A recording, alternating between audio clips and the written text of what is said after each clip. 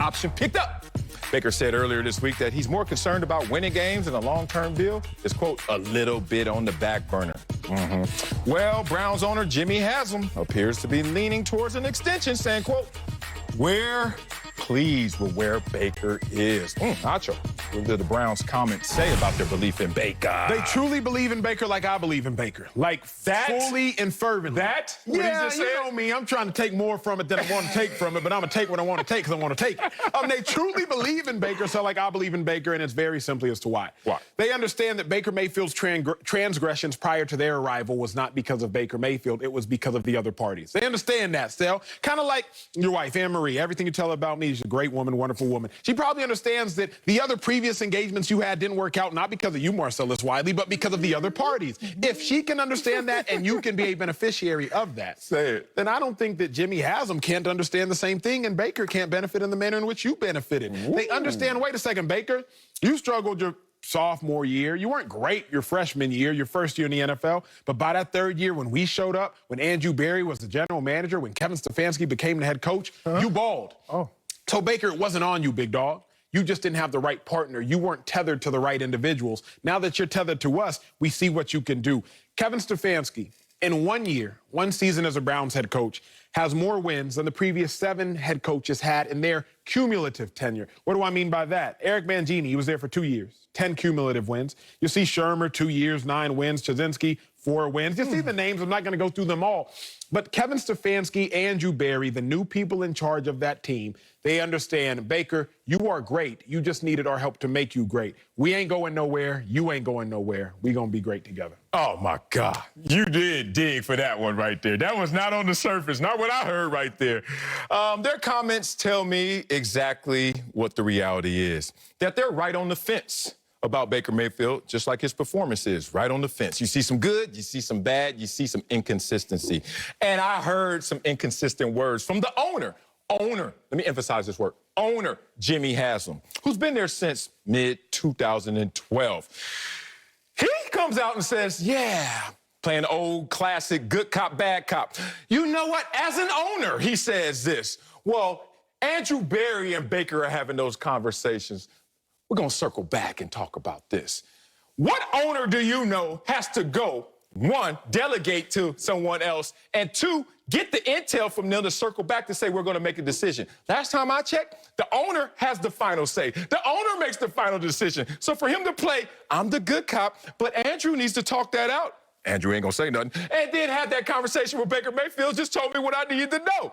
He tried to pass the buck. So Baker Mayfield, just like me and all my other engagements, you always want to bring up my past. Let me tell you this. All my other engagements, I love to make me look like the star in those movies. You were. It was all on them. It was. No, it wasn't. Yes, it was. I was there. No, let me tell you. You weren't. Let me tell you what happened. It wasn't all them. I had to grow. I had to do something different. I had to evolve. Baker, you're me in all those other engagements. You have to grow. You have to evolve. You have to be consistent. And Anna-Marie will be waiting for you. Coming up, AB is back in Tampa. We'll tell you if anybody can stop the Bucs from graduate from Lamar Jackson and trade up for a rookie quarterback. Now, John Harbaugh praised this quarterback yesterday and was quick to point out the plans for the former MVP. Y'all take a listen. His 5th-year option will be picked up. Okay. Guarantee it. He's definitely going to be our quarterback, so that's the plan, absolutely. I feel like it all points to one thing, and the thing he talks about all the time is, he wants to win a Super Bowl. But Lamar is somebody that just he breaks the mold a little bit. He does it in a way that a lot of people didn't anticipate, Rich. They didn't see this coming. He's very determined, and we're very determined to prove those people wrong. So, Sal, let's talk about proving people wrong. What's Lamar Jackson have to do to prove his doubters wrong? Nothing. Ignore them. They don't exist anymore. I understand that was a part of his fuel, his octane to get to who he is now, Lamar Jackson. Good Lord, if I were Lamar Jackson, I wish y'all say something to me. Y'all would see 2 birds in the sky coming from these hands. I mean, I give a damn. Who are y'all talking to? Y'all don't qualify to talk to me, but let me be professional up here. Remove them out of your mindset. Remove them out of your conversation. Even you, John Harbaugh, we're past that point. Like, Bill Polian was wrong. We get it. All the other naysayers and critics, they were wrong. Now it's time to evolve who Lamar Jackson is. Let's talk about that. W.C. Fields, was it Madeir? Shout out to Tyler Perry. Both said this. It ain't what they call you, it's what you answer to. So when people are calling you all these type of things, Lamar Jackson, as long as you don't stop down, as long as you don't turn around, as long as you don't give them energy, your attention, don't answer to it. It's a place where in your room, not only your physical, literal room, but the room that you have in your head to give attention and focus to needs to be removed of the they. Remember DJ Khaled blew up talking about they? Who in the hell is they? We all know who they are, and we can't touch who they are because it's just this noise. And let's separate the signal from the noise. The signal is Lamar Jackson. Since you've been in the league, you're #1 in wins. Since you've been in the league, you're #1 in points. Over Patrick Mahomes? Damn. Since you've been in the league, you're #1 in rush yards. You are the best player under 25 just recently voted.